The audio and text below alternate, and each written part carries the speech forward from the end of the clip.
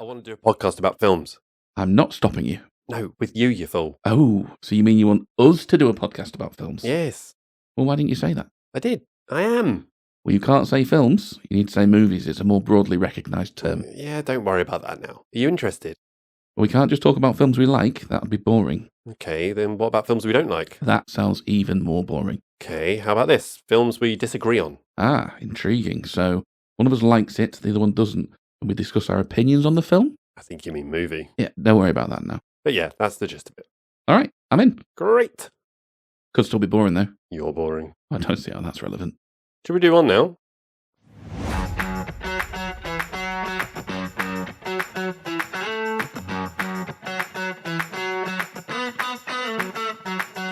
Hello and welcome to Movie the Needle, a podcast where two complete amateurs haphazardly dissect a film that one of us likes and one, well, not so much.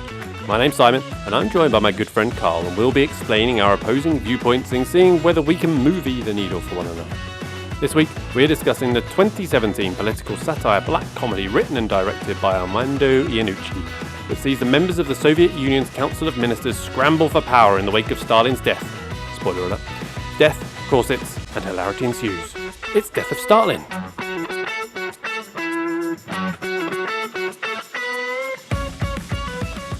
All right, we on? We are on. All right, let's go. How you doing, Carl?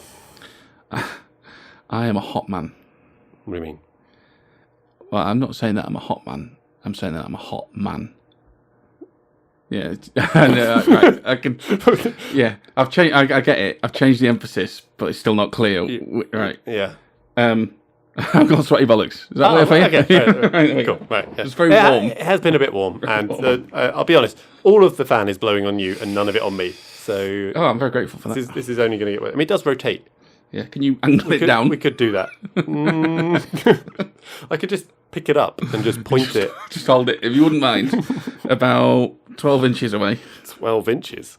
Oh no, just. I see. Sorry, I thought you were. God, no. You're being overly ambitious. No. Oh, look at that. We've got what we've got. Look at that. Dick joke. Bollocks in the first 2 minutes. This is perfect. We're on brand. Oh, very good. All right. Anyway, we are doing Death of Stalin today, and we are continuing with our slightly revised format that we started with Ad Astra. It's only slightly revised. We've just got an extra little section in there. Yeah. Because that's what this podcast was crying out for. More. Yeah. It wasn't long enough before. Exactly. And there's a game, just to elongate things a little further. And, you know, it's on the theme of death. Ooh. So, yeah, who? Said the crowd. I've cannily called it Dead or Alive. Ah, very good. Yep. And it is going to spin you right round, baby. Very right good. Round. Yeah, very good. Yeah, okay, cool.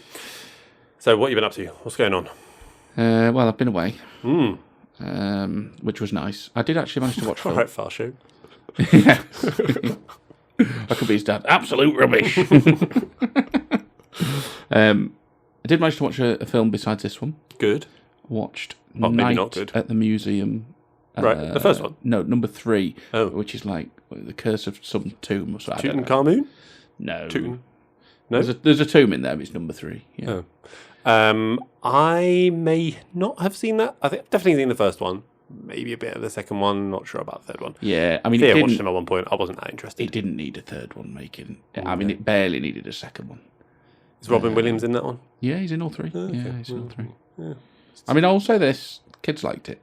So Yeah, I mean, it is designed for them, I suppose. yeah. So What I would have said to them though is what I tell anyone: just watch the first one again. yeah, watch the good one. Yeah, Again and again. Yeah, fair point. I've also watched a movie. Oh god. As you've mentioned, going through my heroin phase of Yes. of movie watching. That's smack, not female heroes. Yes, yeah, indeed. Yeah. Christ, no. Not on this podcast. God damn it. No, so I rewatched Manchester by the Sea. Yes. Yeah. So this was after having a particularly bad couple of days from a parenting perspective and feeling like absolute shit. I told you that you needed to be in the right frame of mind for this, Mm-hmm. and you were like, "No, that's weird. Just watch it." Well, I think because you've not watched it before, I want you just to watch it. I don't care. I want to watch it. Just when the time is right. Okay. Well, I watched it, and it was absolute dipper for the soul, is what it was. It was beautiful. Bawled my eyes out again. Actual sobs going on. Brilliant. And I actually convinced my mate Will, who had it on his shelf for a long time, to watch it after that. Didn't break him quite as much, apparently, which is slightly disappointing. But yeah, there we go. Well,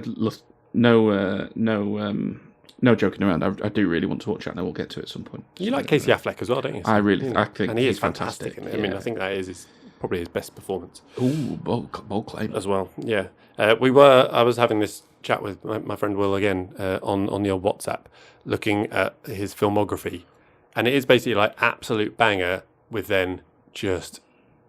What is this? What? Never heard of it. Don't know what that is. What is that? Well, don't know. Not seen it. What? He makes a lot of films himself, doesn't he? So. Oh, does he? Yeah. Any of them worth watching? I don't know, but I know he's into the old self-producing stuff. The one I haven't seen, that I would quite like to see, is the one where he has a sheet over his head. I think it's called Ghost Story, maybe? Ghost thing, where he basically acts the whole time with a sheet on his head, and it's still apparently good. Ghost Story might not actually be what it's called, because I feel like that's the one with Scarlett Johansson in it. I don't think I know it. A Ghost Story. There you go. A Ghost. There you go. Slightly different. The key. But yeah, that's my movie watching for this week. Have you got anything else ongoing? Any apologies that you want to? I've got an apology, but before we get to that, we've had several emails. We have. I know one. I'll grant you, they're all from the same person, and you are related to him. So. Oh, right. I've not even seen his follow-ups. I saw his initial one and your response, and I've not checked. Oh, yeah, he sent 3 emails. Your brother Jamie. Oh, isn't he good? He is good. This is after I really had to convince him to listen to him. Yeah, and then he's like just binged 3 of them off the bat. So quiet work. Star Wars, Departed, and Apocalypse Now. Good mix. Yeah, a more interesting Walker, I would say. Oh yeah, but by far. Yeah, more intelligent as well. He came across. Yeah. He also thinks Star Wars is shit, which I enjoyed. No, he did not say that. Well, I mean, I read that one. He did not say that. He did say the way it sort of jumps around from set piece to set piece, and there's like no real sort of gravity, and his family's barbecued, and there's just never mind. Yeah. Oh, all right, okay, right. He didn't say. He shared some of our viewpoints. He saw where we were coming from. Yeah. And then I think it was your point about how very literal the symbolism is with the black and white. Oh, yeah, and he called out the stormtroopers. He called you out on that, didn't he? Yeah, and I was like, yeah, they are. They're dressed in black and white. Technically, they've got white. I and a did bit of black in think them. of that as well, yeah. So, but I quite like the idea of, I think it's quite an interesting question as to whether they are good or bad. I don't know whether Star Wars is concerning itself with that, but I think it's an interesting premise. You say any kind of people in the army, right, which is essentially what they are. They're following the orders of their superiors like good soldiers. Is it within their line of work to question what they're being asked to do? From their perspective, they are the good guys, I guess, trying to round up these rebel scum. Yeah, so, absolutely. Yeah. On Apocalypse Now, after sharing another story about the Walker family digestive tract, as you did on the Apocalypse Now episode, he shared his own shitting himself story. Oh, cool. He described Colonel Kurtz as an agoraphobic Humpty Dumpty in a cave, which I thought was very funny. That was good. Humpty Dumpty is a good one. Yeah. But most interestingly, on that email, he noted he was saying like late 90s there was a bit of a weird phase of films coming out in pairs, or very similar films being released. Oh, there was, yeah. I was thinking maybe we could try to think of some more. Yeah, like Deep Impact and Armageddon, right? Yeah. Saving Private Ryan and The Thing Red Line. Ants and the Bug's Life. Yeah, Ants and the Bug's Life, yeah. Red Planet and Mission to Mars was the final one he called out. So I had a little look before I came out tonight. Deep Blue Sea and Lake Placid, bit of a stretch. Both sea monsters. But the best one I found, Dante's Peak and Volcano. Oh, yeah, definitely. Yeah. Which one had Brosnan in? One of them had Brosnan Dante's Peak. I'd never heard of Volcano, but it had a production budget of $90 Tommy Lee Jones in that one, right? So. No, maybe not. Don't know. Just saw the old production budget, so definitely got a cinematic 90 million. So definitely got a cinematic release at that price. Oh, it's almost as much as The Thing. Yeah. Yes, there we go. Right. So, did you say apology? Yeah, apology. Yeah. Right. So, I was queuing in a shop. Right. Well done. Before I went. Very away. British of you. And then another bloke in the queue was wearing a T-shirt. Was it a Movie the Needle one? No, on the T-shirt it said Camino de Santiago, and I thought, oh, he must have done the. Oh my God, I called it Camino de Compostela on the pod. Oh. Yeah. How did that just come to you as you were... As I was looking at his T-shirt, halfway through thinking, why? Oh, that was for the walk. What the have I walk? done? Yeah, the way. The way. Yeah, the way. I've listened back to that episode the other day, and it's bad enough I was tripping up whether there was a double L in Compostela, fucking fanning around with that. Wrong word. It's not even the right word. Camino de Santiago. So there you go. So this gentleman just heard you swearing under your breath and groaning at yourself. Oh, what I actually did was text you. So I wasn't... Did you? Yeah. I texted you and said, ask me about the walk or the way or whatever. Did you? Yeah. I get so many messages, Carl, because obviously, Well, I followed it up with, this is where I make notes now. Oh, yeah. I did wonder why I was You probably just ignored it. Yeah, I did a little bit. But yeah, okay, cool. Any more? No. Okay, reveal the beer. Reveal the beer. So I am thirsty. Well, there are It is two. warm. This better be pale and thirst quenching. Well, Dark beer, Carl. You know I don't like dark beers. I know you don't like dark beers. And that's not right. As we know, you don't like dark beers. Yeah, cool. Right, so I've gone for who invited the bishops? It's Abbott. The old Abbott.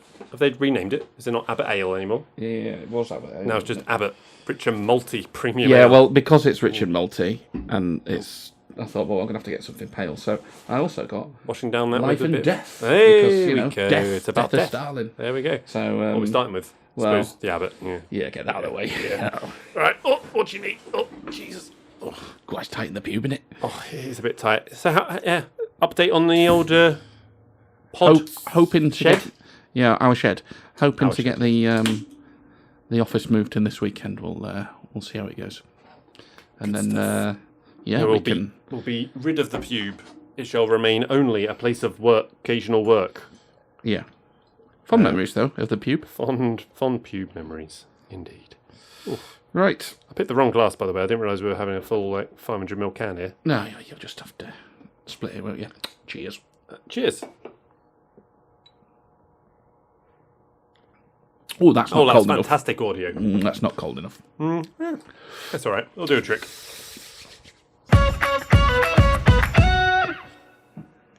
All right, so we are talking Death of Stalin. A reminder of our ratings: simple 5-point scale. We really don't like it, ambivalent, like it, or really like it. Carl, where are you on this scale for today? I really like this film. A rare really like. Not that rare. Well, on this podcast. I really like lots of films. It's just not often ones you disagree with. Yeah, That's the problem. That is the trouble with my impeccable taste. So I am ambivalent on this one. Joyless. I'm You're a joyless fuck. Yeah, that's it. So tell me, Carl, why do you really like Death of Stalin? Well, it's an absurd film, but it's very, very slick, which I like. It's obviously about a deadly serious subject, but yeah, it manages to be pithy and fun. I just found it to be quite breezy. It's only in, an hour 46. I just found it a bit of a hoot, to be honest. A hoot. A hoot. Well, there you go. So I am ambivalent, which obviously means I don't dislike it in any way. I struggle to get any kind of erection. No, I struggle to get any kind of enthusiasm for it. So He's still talking about you. I think. Yes. So I'm not great with satire or black comedy generally. I would say it's one of those that kind of passes me by. I kind of. That's interesting. I acknowledge it. I nod at it, but it kind of leaves me cold a little bit. Now, that is quite a broad brush I've just painted quite a lot of films with there, so there's bound to be exceptions, obviously. So I found it slightly amusing, right? Like lightly amusing throughout. Felt a little bit one pace, but the performances, there were some really fun performances. Really enjoyed quite a lot of the cast. It does score extra points for providing about 98% of my education to date on Soviet Union politics. So hopefully it's quite accurate. Judging by the stuff I've read, it seems like it's they've almost toned it down because some stuff would have seemed unbelievable. Yeah, which is interesting. But yeah, so I'm kind of a bit. Meh. Yeah, they do. They do use a lot of big words, don't they? So they do. And as you know, I've got a big word for you later. Ooh. I had to look it up. Yeah. It sounded impressive. Oh, nice. But it captures what I ordered. Oh, lovely. I might pronounce it wrong because it's one of those that you've read but you've never said out loud. Yeah, So like epitome. Indeed. And what was the one my mate said the other day? It's a really common one. Oh, hyperbole. Hyperbole. Yeah, that was going to be where I was going to go next. Yeah. And there was another one as well. I shouldn't say this because I didn't point it out to him at the time. You just called him out now. He might listen to this. He kept saying outlier.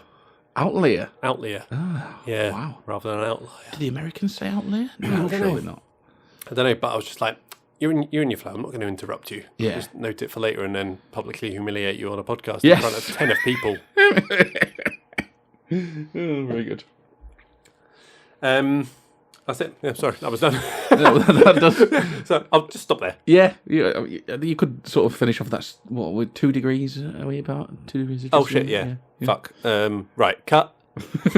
Nope. Oh shit. Yeah. So we are 2 degrees of disagreement. God, that was worth it.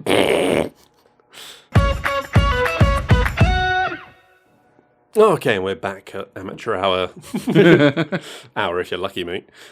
So we move on to the cast. So, I mean, there's a lot of cast in this. There's a lot of cast. You know, we compare it to some of the movies we've done where there's been 2 that we can talk about. Lots that we could talk about. I don't know how many you want to talk about. Who do you want to I've start got with? quite a few listed. The top of my list is just because it was top of the IMDb listing. Buscemi. Buscemi, yeah. Mm-hmm. I think he says Buscemi, which has got to be wrong, isn't it? So we've been over this with Gyllenhaal and Gyllenhaal. Like at some point, we're just going to have to Gyllenhaal? pick one that everyone says and just deal with it, whether it's incorrect, correct, or whatever. Yeah. So Buscemi is Khrushchev. I've put busy little cunt. Which was also Yapstam's description of the Neville twins, a pair of busy little cunts. Yeah, I can see that. But I thought he was an excellent busy little cunt in this, always talking. It's such a good piece of casting. I thought it was very good. Yeah, but then I'm showing my hand a little bit for something I think is great about the production of this. I don't know how much of this is sort of casting and how much of it is we want Steve Buscemi to play Steve Buscemi.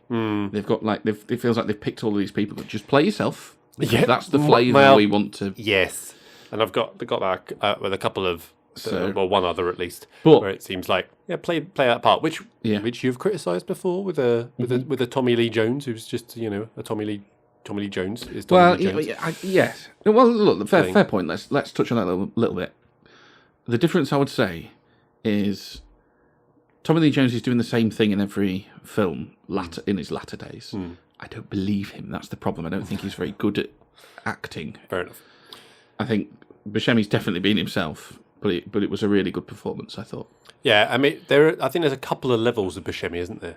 There's like the really wild, crazy, out there weirdo thing where he leans into how fucking odd he looks. Yes. Whereas this one, he's actually quite normal. Yeah, in a way, like he actually ain't more normal looking with age. Strangely, well, they've put him in a fat suit or something as well, haven't they? Oh, you reckon, yeah. Yeah, for this, yeah. So he, or he's just putting a bit of weight for it. I don't know what, but that takes away from a bit of his like gangly skeletal sort of, thing with the bulgy eyes, right? Yeah, for sure. Yeah, I mean, I find him nothing less than watchable, extremely watchable in most of the things he's been in. Interesting, looking through his filmography though, he's not been in a right lot that hasn't been an animated film for a while, really. He's done some TV series, obviously Boardwalk Empire, that took up quite a big bit of it. I like Boardwalk Empire. But mid-late 90s, mid to late 90s, peak, where he just seemed to be in everything. Again, we need a weirdo. Yeah, basically. But like with Con Air, he was very weird in that. Yeah. What's it called? Jesus Christ. Big Lebowski was in that, wasn't he? Yeah. Fargo. Yeah. Armageddon. The Big Lebowski was an interesting one because Fargo, he plays Steve Buscemi. Again, the busy little cunt, always talking. And then in Fargo, they decided to... Sorry, in The Big Lebowski, they decided to play off that against a little bit. So he hardly says anything in Big Lebowski, and whenever he does, you get...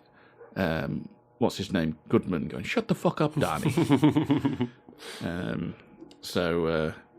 Quite funny. Enjoyed him. Who's next on your list? I had Berrier, so Simon Russell Beale. Oh, Never, I couldn't Never tell seen you him what else he's been in. He's a theatre actor, right? Primarily, bit of TV, but not really been in films. Really great in this. Yeah. Really great. Properly menacing and nasty, but yet really sharp and witty as well. I thought he was really great. Yeah, I think he definitely got that good balance between, Yeah. oh yeah, he's an evil bastard, but Which also being able to be a little bit acerbic and biting with his definitely, with his lines as like, well. when he's doing those bits like, good, I was just testing you. Get ready for that. Like, so dry in his sort of delivery of, like, sneaky. And yeah, really good. Really, really good. And then Jeffrey Tambor. Yeah, I think we're working on the same list. Yeah, Yep. Jeffrey Tambor, Yep. Georgie Malenkoff. Malenkoff, yeah. So this is what I'm saying is that he's playing. Oh, yeah. He's playing Jeffrey Tambor. I mean, 100%. I've seen, Again, slightly weird. yeah, like pretty much everything I've seen him in, he's essentially playing the same kind of thing. Yeah. Um, Gormless looking, sort of. Not bad. Like, not saying it's bad. It's, you know what you're going to get. You're getting a Jeffrey Tambor performance. Yeah. But nothing you haven't necessarily seen before in his film and TV work. Although I've not seen Transparent. No, which, I've not seen that. Doesn't really, like, I haven't watched it for whatever reason. But that's TV, so who cares? Because this is a movie podcast. God damn it. Yeah. But yeah, I don't know if he plays something a bit different in that. Who knows? Anything you want to say about him? No, I thought he played the Gormless idiot very well. Yep. Other ones I wanted to point out. Paddy Considine. Yeah. He's great, isn't he? Yeah, Like, he just really generally. is. Like, what have you seen that he's been, like, not good in? I don't know, he's pretty versatile as well. He's done, he'll play Have you like... seen Dead Man's Shoes? Yes, yeah. Very good. And No obviously- Room for Romeo Brass as well, have you seen that? No. Yeah. And obviously Hot Fuzz. Hot Fuzz, playing an Brilliant, isn't idiot, but, he comes easy to him. He plays a real bastard. I know it's not a film, but he plays a real bastard in Peaky Blinders. Yeah, not seen Peaky Blinders. Again, comes really easy to him. I think he's very good, yeah. Very good. Yeah, he should be in more things. More Paddy Considine. And him, actually, and I'll call out his counterpart in that scene. I've got his name down here somewhere. It's one of those you recognise, but I couldn't tell you. Yeah, I couldn't... Tom Brook is his name, plays Sergei. So those two in that scene, that is what great comedic acting looks like, I think, because so much of it is not in the lines, it's in the little verbal stuff before, and those little micro, like you say, those little reactions, and like Paddy Considine does one where he's going, it's just a musical emergency, no one's going to get killed, I promise, and then he like winces to himself, like, cause he's like, why have I said killed, for fuck's sake, like, and it's so good, and Tom Brook's doing them as well, like, when he's on the phone going, 17 minutes from now or from when you've picked up the phone. I don't know. They're sort of bantering back and forth. Really good comedic acting. And I'll just throw this out there. This could be way off. Very British. I don't think you could get that sort of performance out of Americans. I just don't think they're jive like that. Their humour's different. I don't know what it is. True. Yeah, and we'll come to that on the recasting. Yeah, it works very well. I thought they were great, that pair. It was a really good scene. I could have done with like a little TV episode of just that character, just generally just being a bit panicky and doing all that. I could have done with more. But, Yeah, really good. Molotov, Michael Palin. Yeah, What's he ever done? I Only famous for travel documentaries, isn't he? I love Michael Palin. Yeah, I mean, he was... his character is one of the more sort of boring ones, isn't it? Yeah. Very functional. Again, he plays just that sort of like bumbling idiot that he does in a lot of his other acting gigs. So perfectly fine. Should we talk about the females? Yes. Let's do Riseborough second. Okay, so Kurylenko. Olga Kurylenko, yeah. What? Didn't have a right lot to do, did she? She didn't, but she bloody looked good doing it, didn't she? Yeah, Hey? can play the piano. Yeah. Lovely, beautiful woman. Lovely stroking of the keys. Don't know what that says about us, and that's our only note for how she was in this. Yeah. But no, right. So Riseborough's got a lot more to do in this film, right? Yeah? Has she? Yeah. She pops up pretty much all the way through. I think her and Vasily, Svetlana and Vasily, which is Rupert Friend. Yeah. Rupert Friend's good as well. They are almost the comic relief in this film. The comic relief. Which sounds weird because, like, in a comedy. Yeah, exactly. And it's sort of like, it's all a bit daft. But theirs is a slightly more off-the-wall daft sort of thing. they're the sort of silliest, I would say, those two characters. And they're very, very similar characters. Sort of, they rely less on the sharp wit and more about the... over-the-top stuff, yeah. But, I will say, Riseborough in particular, they're both very funny with that, but Riseborough in particular has got a lot of those, like you said, those micro sort of expressions and like little glances and side eyes and stuff in there. I thought she was quite good. But again, she's playing Andrew Riseborough.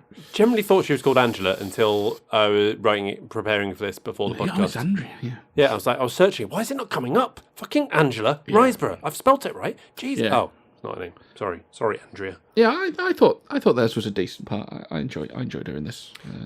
And we've left the best till last, right? Well, I've got one more to call out before we get. I mean, you don't know who I'm going to say. I do. We've got two. I've got two more to call out actually. Okay, go on. One is Paul Whitehouse. Yeah, I really enjoyed him in this. Which I like Paul Whitehouse. He was fine.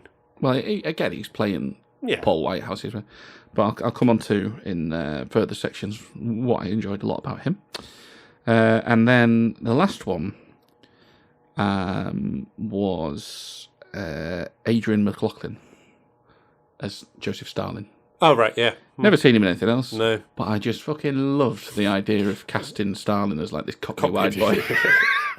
It's like such a good like juxtaposition of obviously the actual subject matter. Would you fucking walk here? Yeah. And there's that bit as well where he's like, Barry is going, I'll put the writer on the list. I know you like his work, but nah, leave him on. It's like, and the wife, we'll do a couple, ain't they? It's brilliant. And then with a little wry smile. Yeah, really enjoyed him. But yes, go on then. The best one. We all know. Jason Isaacs. Say hello to Jason Isaacs. Yeah. Field Marshal Zhukov. What a scene stealer he is in this. I know. It's upsetting that he waited so long to get him involved. But yeah, when as soon as he appears, it's just like, oh, hello. Yes. There we go. It was good stuff. Yorkshire accent. Oh. Chosen personally by him as the bluntest people he knows are Yorkshire. It really worked. You take that as a compliment, Carl? As a... You know where I stand on, I think the world works better if people would say what they actually think, instead of pandering to people's insecurities and all of that. Yeah, I thought he was brilliant. Yeah. I thought he was He's really, having a ball as well, isn't he? Oh, yeah. You can tell he's having fun.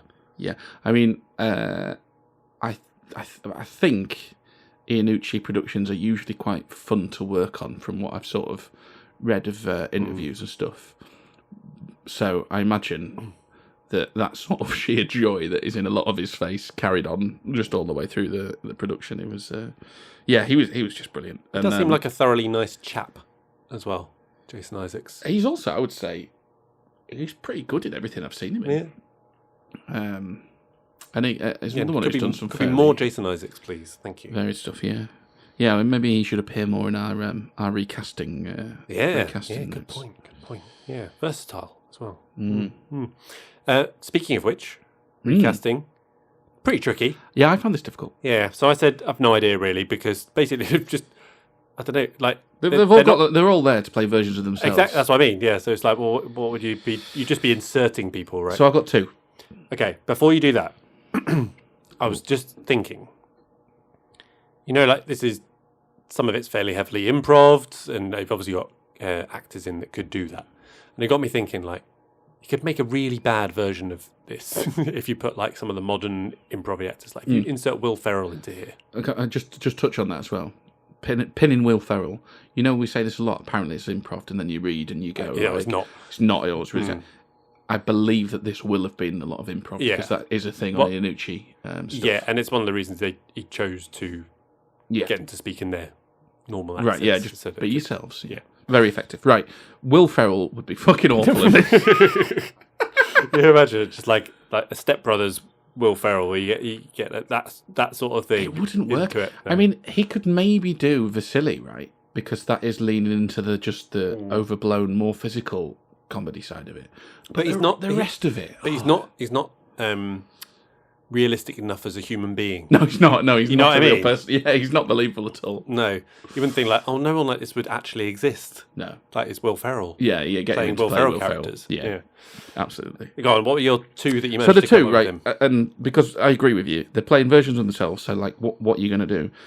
And one of them is exactly, well, I'm just inserting people to do that job, and it's Ralph Ineson for Zukov, The Office, Finchy. Oh right, yeah. And that is blatantly because he could Jason just play Isaacs a has bastard, basically right? just done a better Finchy in this, right? So Ralph Ineson, and then for Maria Veniminovna Yudina, I don't know where you're going to go with this. Emily Blunt. There we go. I'd quite like to see Emily Blunt in something like this. do You know, this.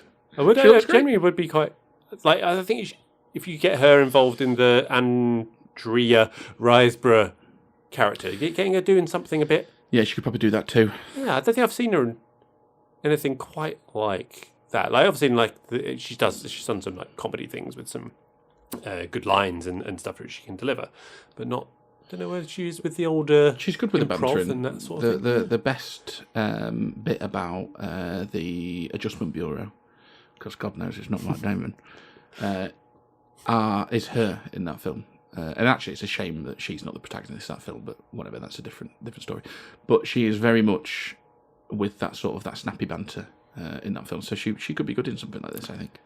You ready for a game? Yeah, I'd love a game. All right, so it's relating to cast in a way. It's all about actors, right?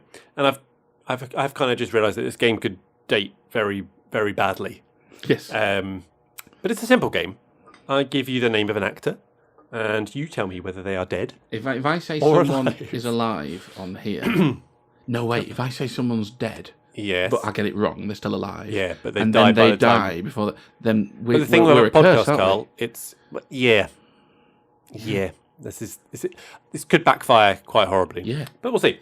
But then we'll have to play the game again As to at the see time if of we are a recording. curse. So then we just pick ones we don't like. No, it's got to be natural. Oh, okay. Anyway, you understand the game.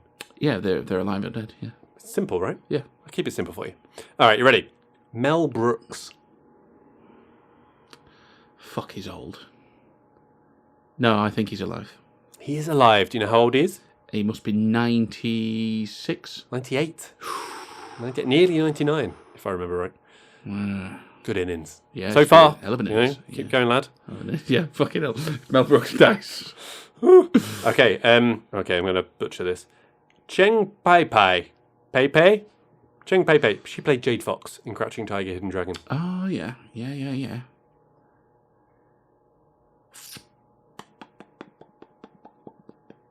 I saw a picture of her recently. She looked very old. It was one of them TikTok videos, in the like then and now. But that doesn't help. Because if she's dead, it'll just go, died, whatever year. And the crucial bit I can't remember is, did it say she had died? Yeah, that's the game. Let's go, she's alive. She died 2 weeks ago. Less than 2 weeks ago. 78 Less years than old. 2 weeks ago? Yeah, Wow. July 17th. Fair enough. Yeah.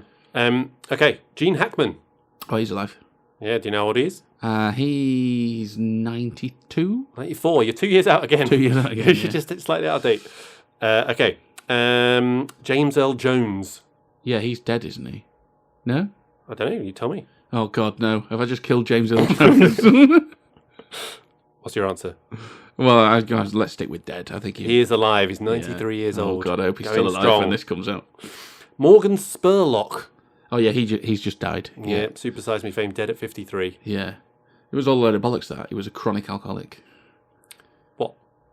So, he was doing the Super Size. I've never actually seen it, because, it's like one of those movies where it's like everywhere and everyone's talking about it and stuff, and you don't see it at the time, and then you're like, 2 years later, I don't really want to watch it because I kind of know all about what. I've not seen it. I'm aware of the premise, but yeah, he was going to his doctor's. Doctor's going, oh, God, yeah, fucking hell, this is terrible. You die. He's killing you, mate. Yeah, it turns out it was the booze. Oh. Which he wasn't disclosing. Oh. Well, So- that's disappointing. Anyway, it's got him in the end. Yep. There you go. Meg Ryan. Oh, no, not Meg. She's not dead, is she? I don't know, Carl. This is the game. No, no, I can't kill Meg Ryan. No, she's alive. She is alive, but her career is dead. She's 62. William Shatner. No, Shatner's got to be alive, hasn't he? Yeah, let's go alive. He's alive. Guess how old? I think he's a bit younger than the rest of them. Let's go, he's 87. 93. Oh, wow. I know, right? That's mainly why I included it, because I couldn't Well, believe I he can't was remember when I 93. last saw him, to be fair, but I don't remember him looking particularly old. No, looking good for 93, probably, maybe. Donald Sutherland. Yeah, he's just died. He has died, 88 years old. Tom Wilkinson. Yeah, he died. Yep, died at 75. Yeah. Robert Wagner. Number 2. Let's say he's dead. He is alive. 94. 94. Yeah, fair enough. Doing well. Dick Van Dyke.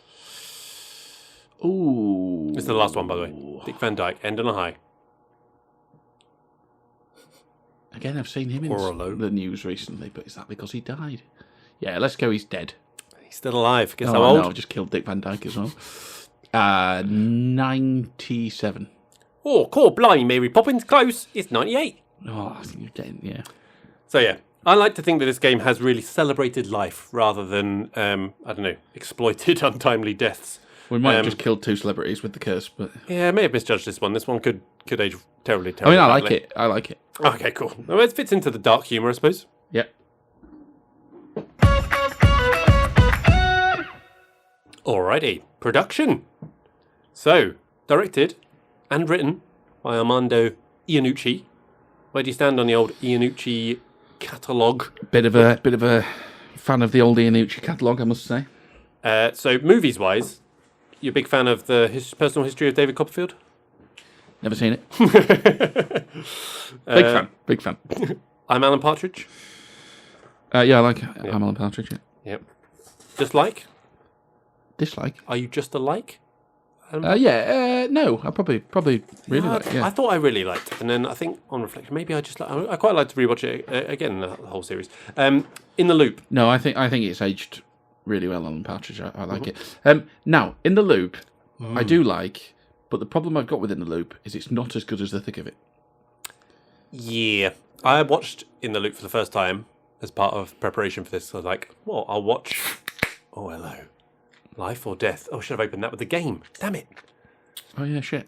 Mr. Trick there. We'll just insert that in. It'll be fine. No one will ever know. Including that bit. Yep. Yeah, so I actually think I prefer Death of Stalin to In the Loop. I mean, no, it's easy for me to say because I really like this film, but In the Loop isn't as good as Death of Stalin. I was a bit disappointed because I'm a massive fan of Veep, right? Right. And the bits I've not seen the whole of The Thick of It. Thick of It? The Thick of It? In the Thick of It? The Thick of It. Thick of It. But I don't know. I think the reason why I like the TV stuff more than I like the film stuff might be the size of chunks that this humour works in for me. Yeah. Because I think I did find that I was a bit like, okay, all right, yep. It's the same. Yeah.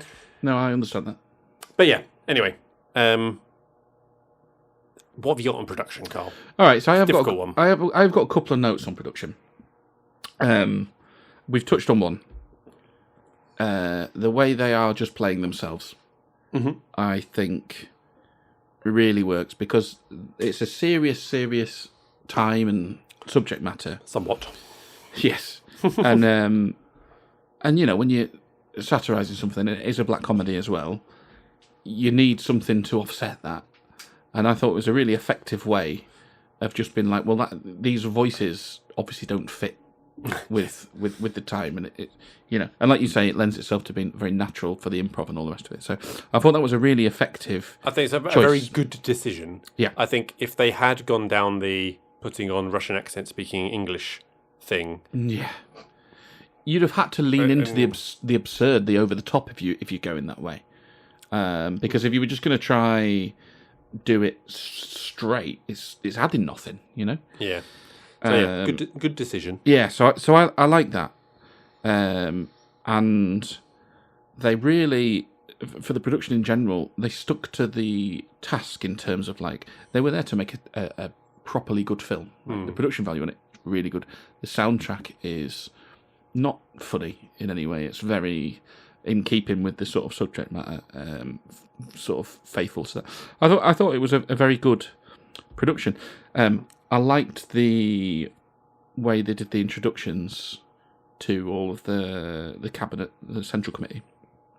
And you said you wanted Zukov to come in a bit sooner. I actually thought it was a really good decision because you've done the first half where you steadily introduce everyone and you set the tone, and then he comes in at the right time. He crashes, great description. Crashes in and really gives the film some pep, and then sort of we carries it through to the end. Yeah, I mean, I don't think he should have been in it for longer, in a way, like for decision for the movies, right? But he was so much fun that I could have watched an hour and a half of him.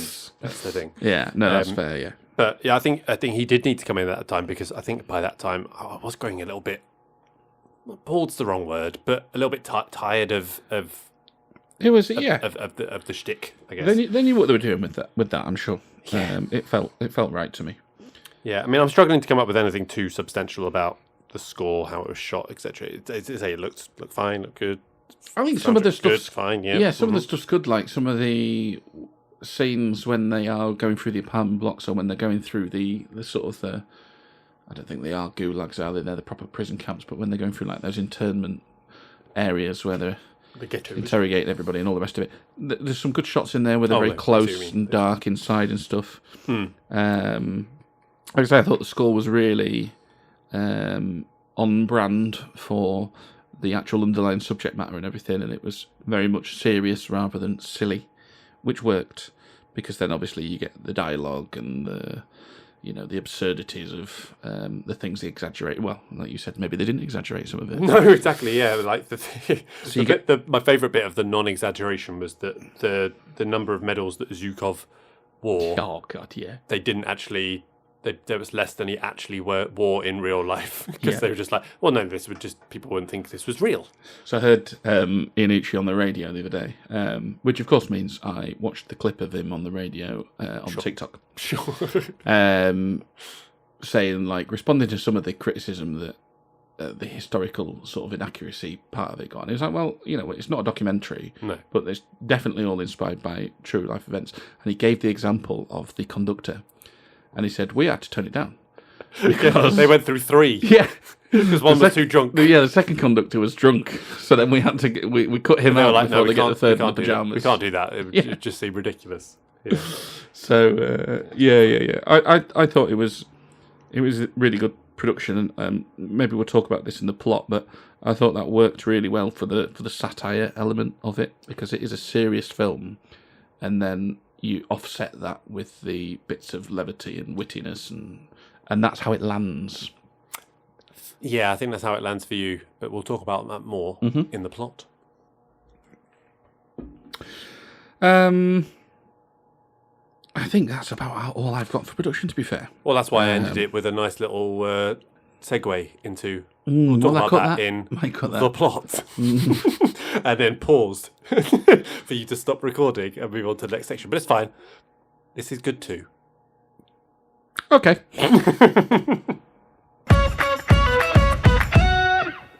Thank you. We'll move on to the plot. Do you want a beer? I do, actually. Yeah, thank you. It's not too bad, that Abbott, by the way. It's fine. Yeah. It's fine. I'm quite looking forward to the Life and Death. It's not as good as this. Yeah, this is great. Yeah, that looks beautiful. Right, anyway, we move on to the plot. So, the plot, obviously, we've already said, based on real events, but based on a graphic novel. A French graphic novel, no less. Just prepare yourself for this. Is this a big word? La mort de Stalin. Oh, yes, very good, yeah. Oh. Yeah. There you go. Built up to that one nicely. What's with the noise you made at the end there? Yeah, what's that? I don't know. Isn't that onions in French?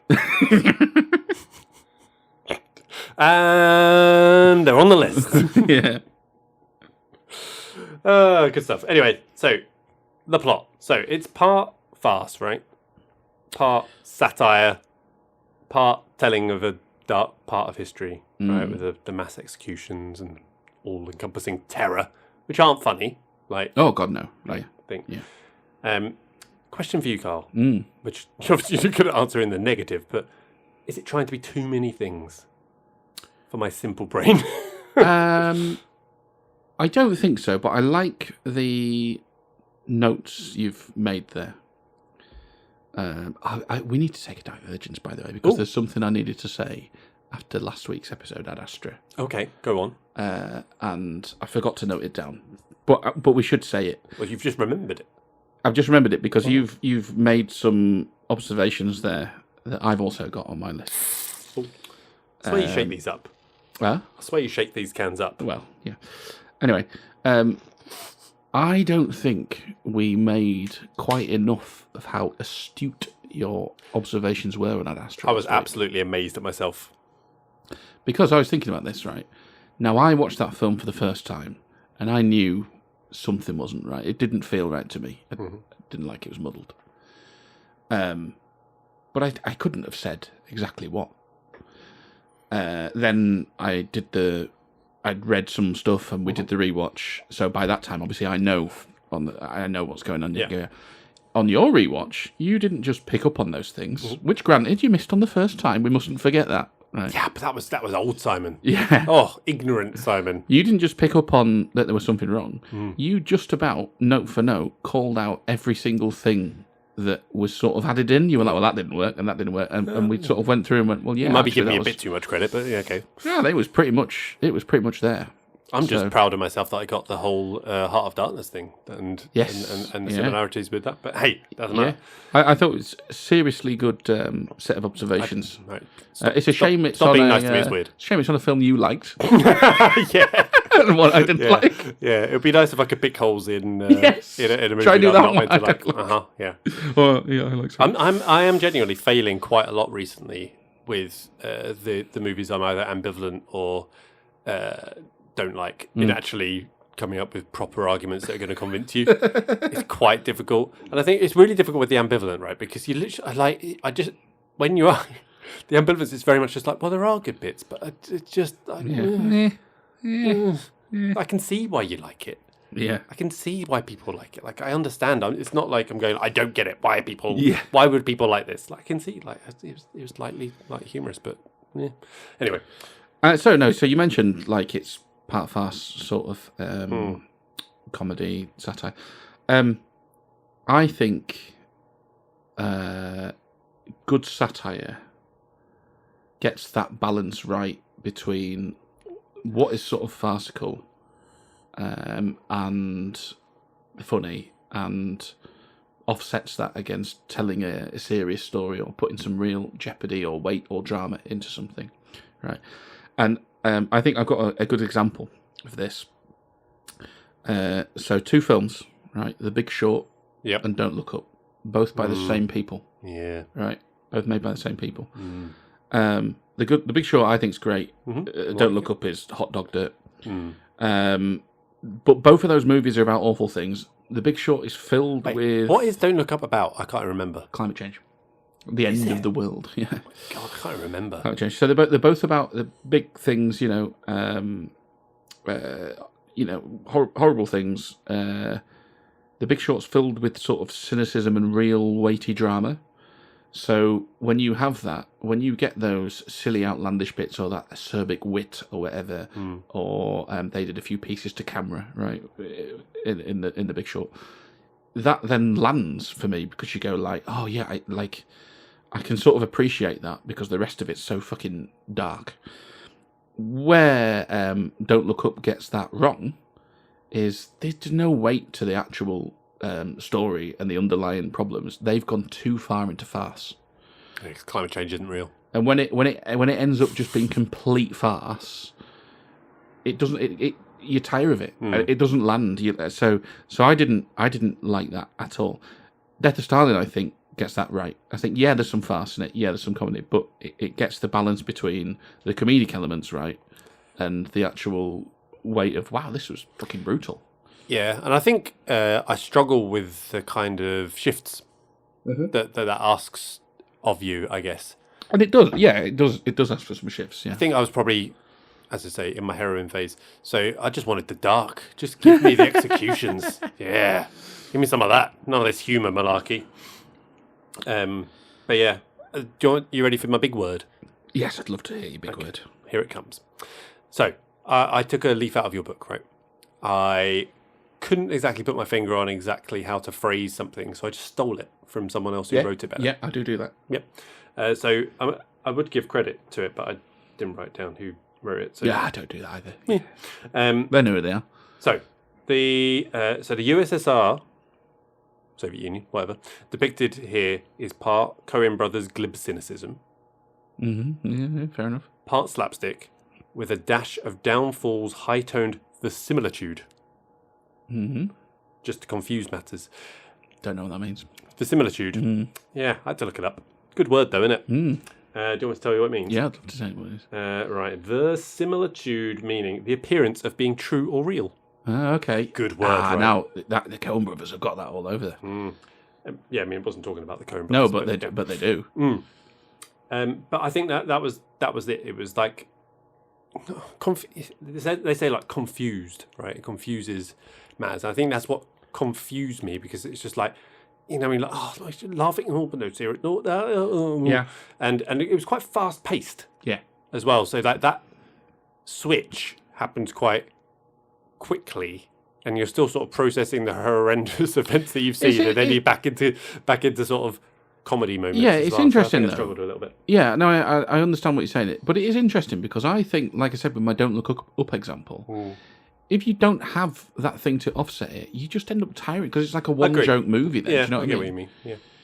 Yeah, I think it's maybe a pace thing, and I think that's Too fast, maybe. possibly. Yeah. Yeah, I think that's better. I can't really put my finger on what it was that wasn't quite clicking. Like it's maybe the pace thing, and then some of it, like there is really great dialogue in there, really great lines, because picking the favourite line was really quite difficult. Yes. With this one, We're going to be doing the elevator music for the quotes.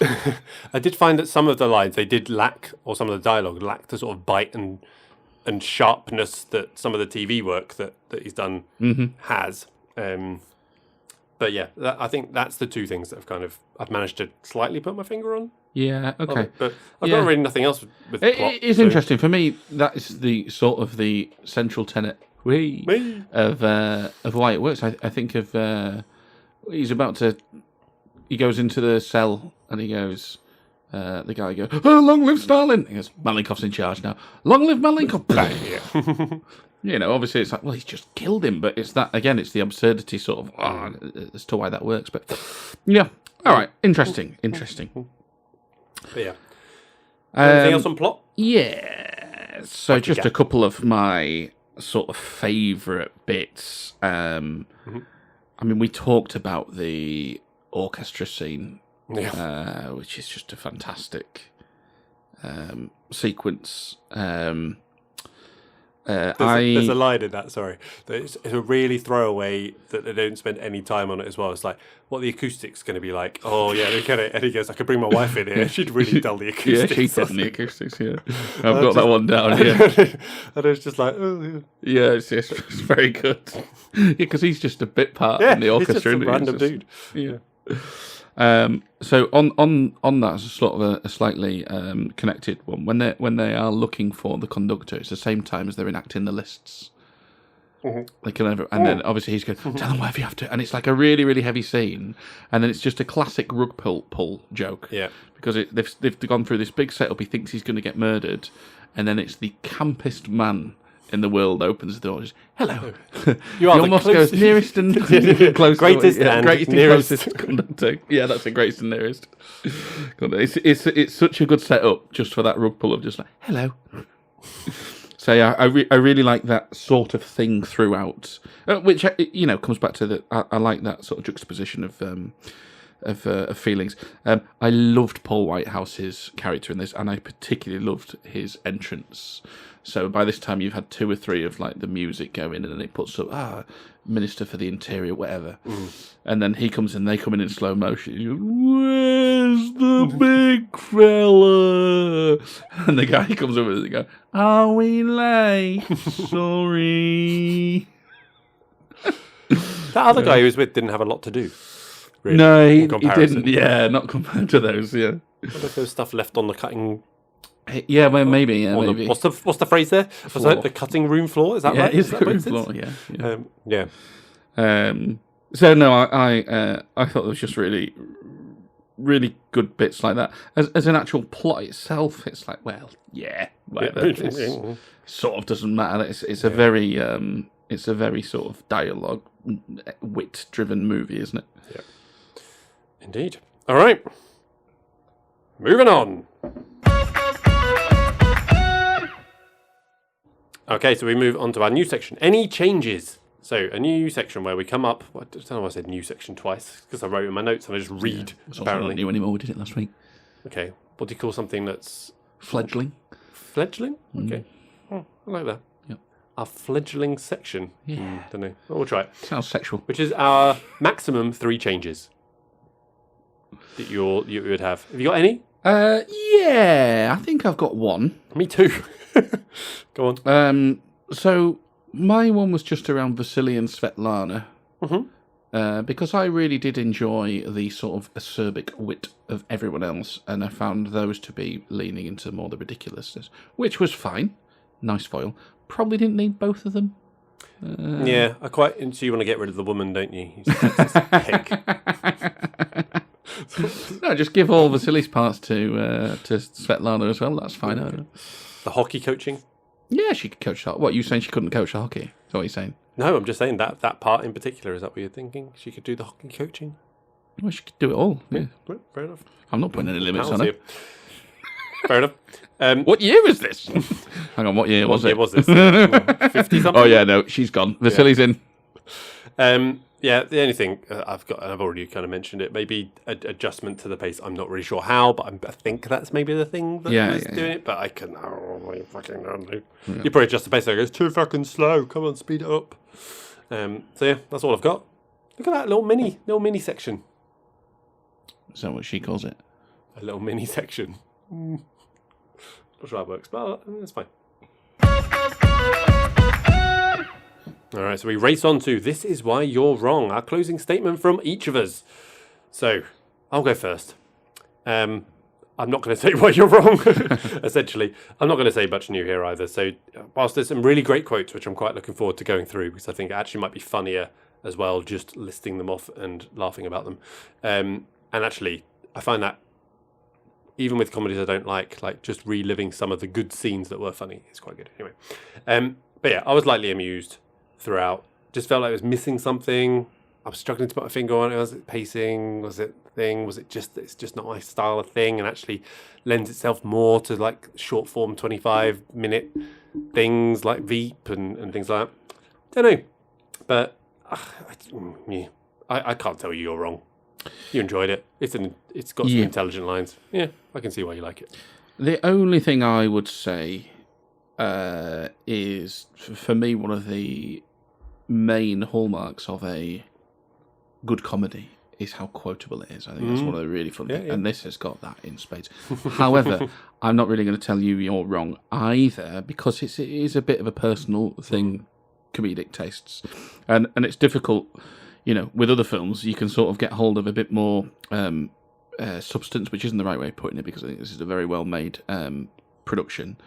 But you can sort of get into the meat of something a bit more beyond, well, you didn't find that funny. And sort of say, well, here's what you've missed, or here's why you should like that, or here's why that's important, yada, yada, yada.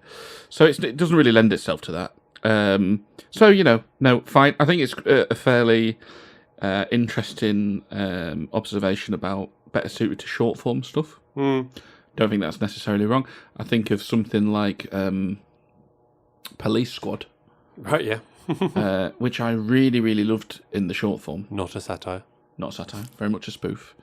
But they would say the opposite on that. I think that Leslie Nielsen's quoted as saying that didn't work in the short form because people don't watch TV in the same way they concentrate on a movie. Yeah. And so maybe that's right, but obviously it's the opposite here. Maybe there is something in that. But no, I think it's very, very sharp, very, very clever, and I do think it's breezy, which on another day would tick all of your boxes. But just not here. Indeed. Yep. Any needle move then? Don't think no, so. Not for me. No. I think I'm still just on the old ambivalence. So there we go.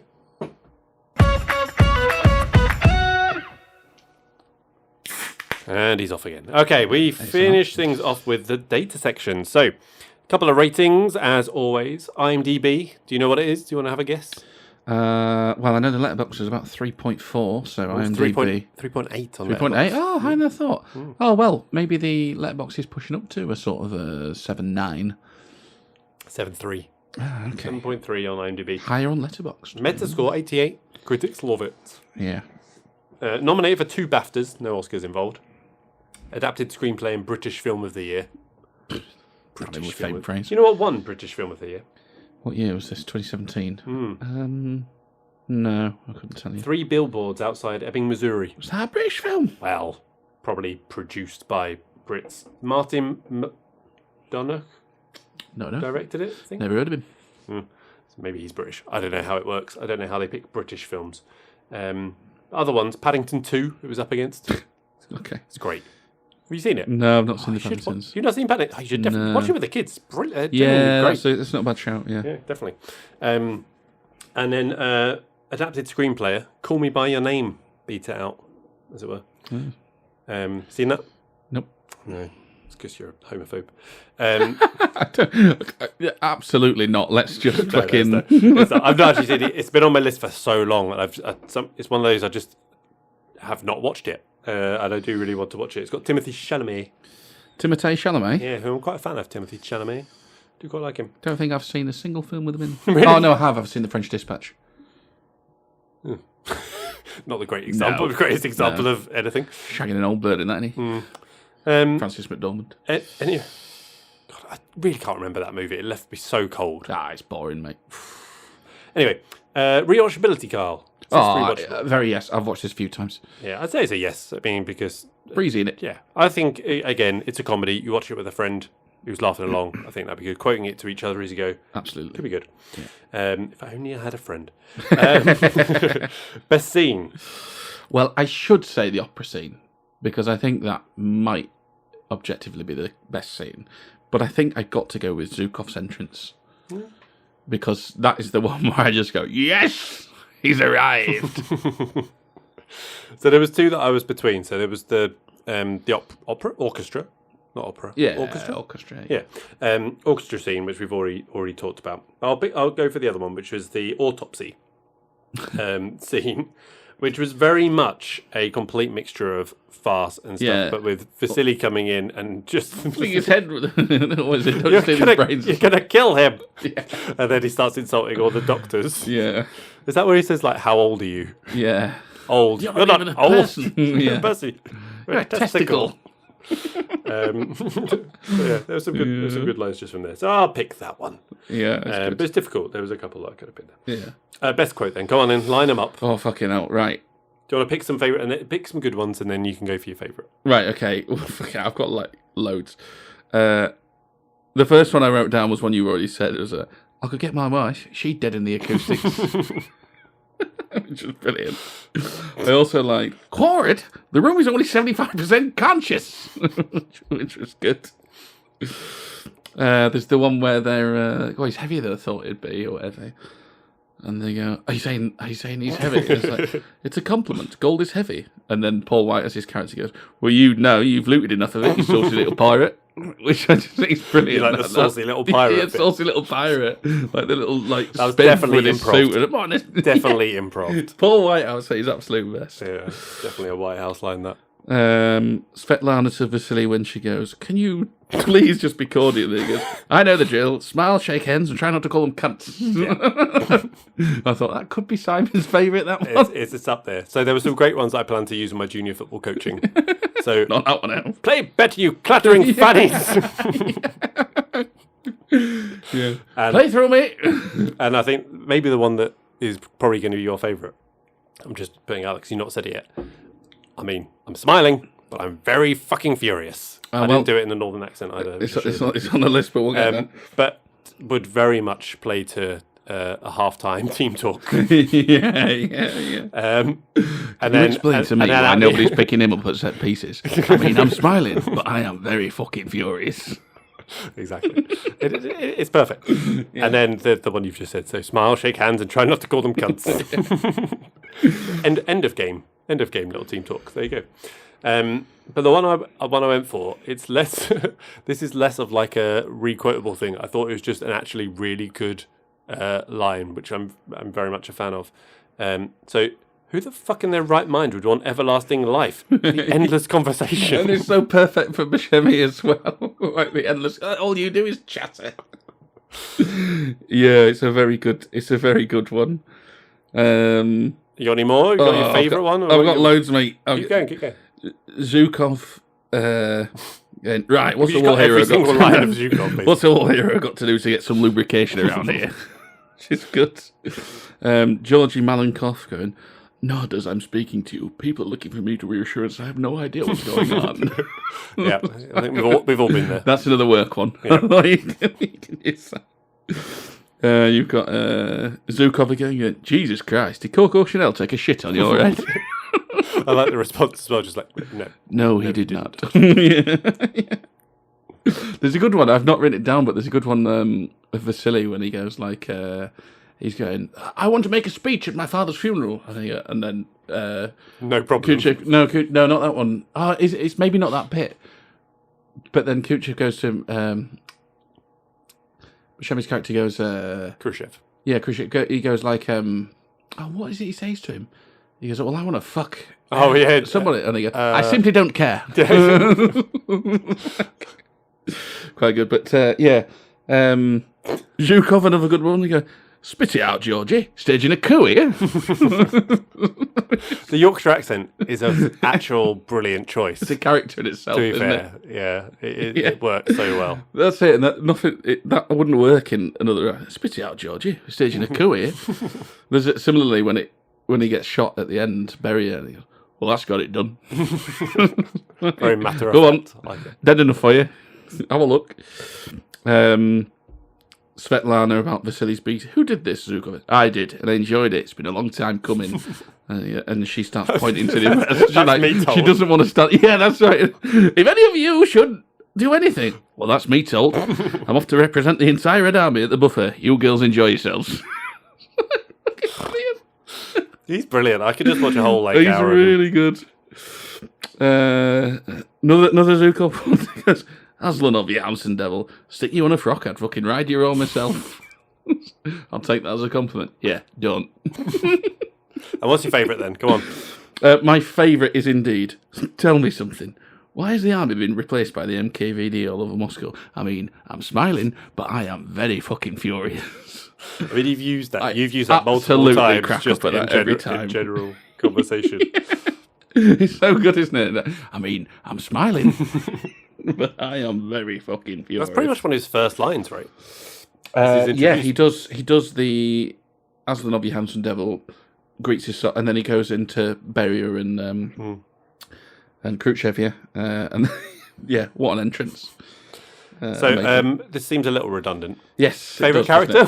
Yeah, well, yes, it is. After quoting all of his lines. Yeah, I mean, it's Zhukov for me as well. Tearjerker, did you cry, Carl?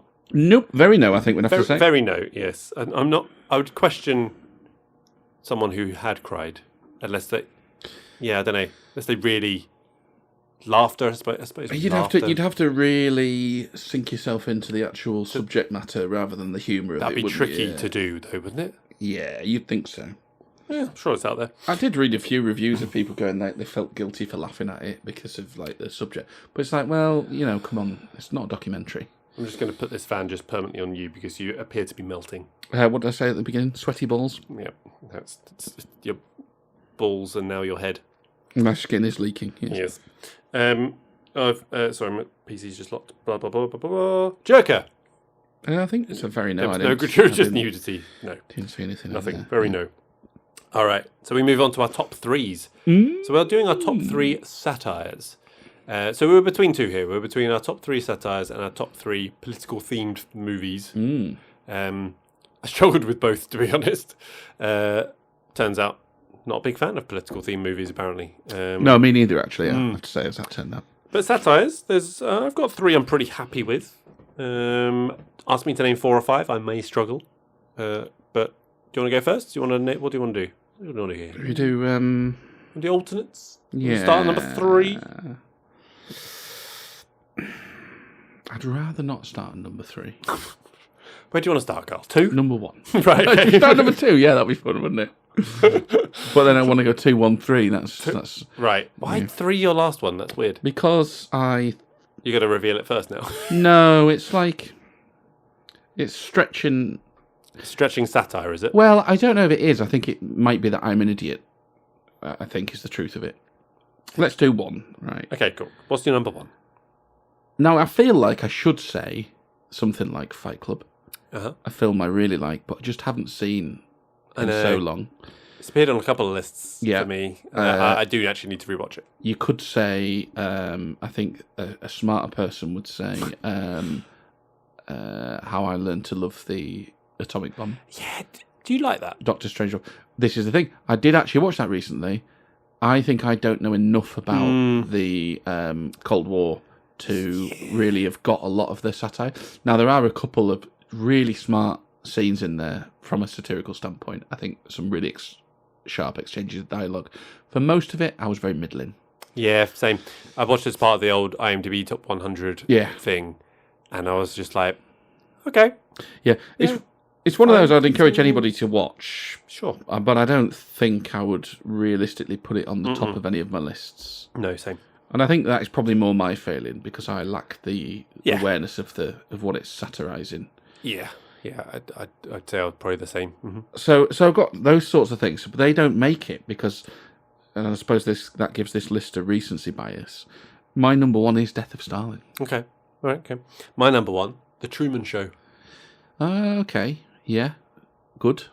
Yeah, like it. Big fan of The Truman Show. I like it. And watched it many a time. Didn't come on my radar as a satire, but it most definitely is. It is, yeah.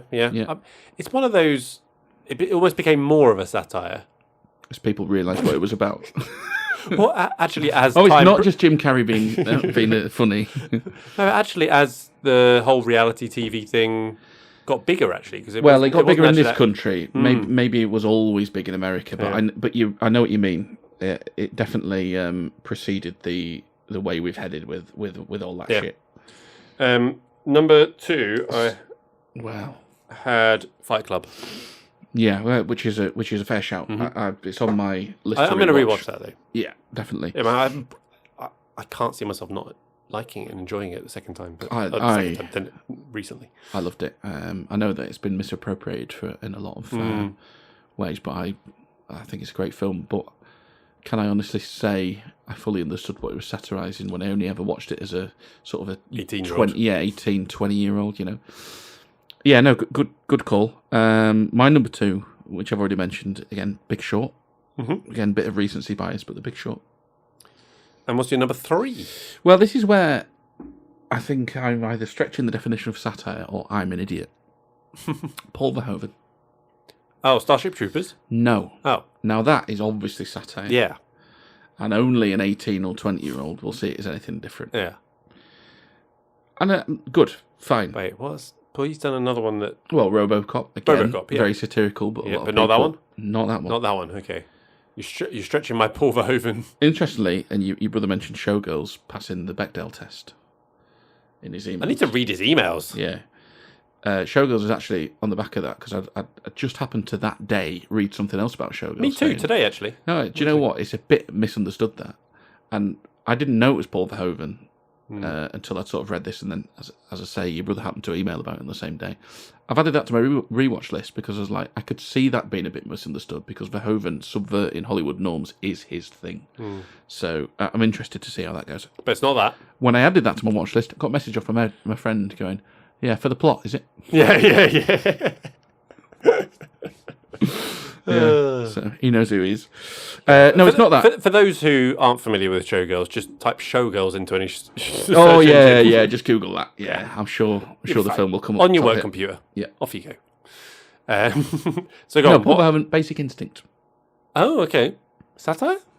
Well, this is where I think I might be too dumb, or what's it satirising? This is the thing. I think this is a very sort of potentially a sort of meta satire, right? In that it's not taking something that's a very serious subject and making a commentary on that.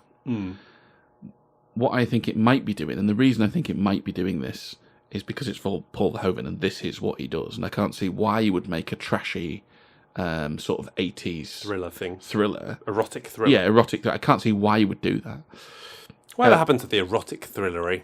Well, Basic Instinct came along and they all went, oh yeah. Because I think what he might be doing is he's not taking a serious subject and making a commentary on it.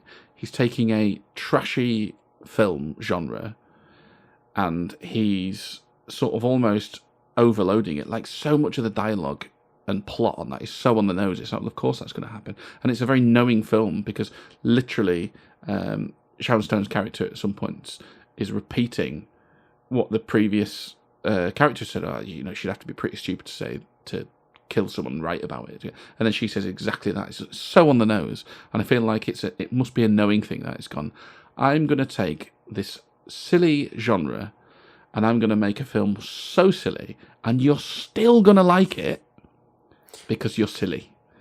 And I feel like that's sort of what he might be doing. So... Okay, well, kids, if you're listening to this and you disagree with Carl, you know what to do. Yeah, watch Basic Instinct. Form your own opinions. Form your own opinions and then messages somehow. After you've rated us 5 stars, then you go on and you email us or go onto the old socials. So I think it's that because I don't admit to I admit to not fully understanding what he's doing with that. But I do know that I watch it and I just think, oh yeah, I think I really like this. All right, I'll wrap things up. My number 3, 4 Lions. Not seen it. Oh, you should watch it. It's good. Well, it's been a long time since I've seen it, but I remember it being very good. What's it about? What's it about? Extremism? Islamism? Okay, yeah. Extremism? I feel like I'm saying that word wrong. You having another dig at your mate here?